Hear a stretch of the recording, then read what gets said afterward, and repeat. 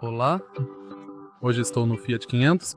Neste vídeo mostrarei como alterar o modo de tela entre automático e manual. No início, olhe para a tela e agora toque no botão do carro. Entre nas configurações e selecione o modo de exibição entre automático e manual. No modo manual, você pode alterar o brilho do visor e desligar os faróis.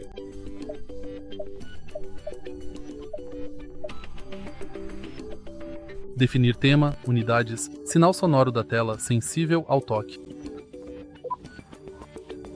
E mostrar os rótulos da barra de categorias principais. No automóvel,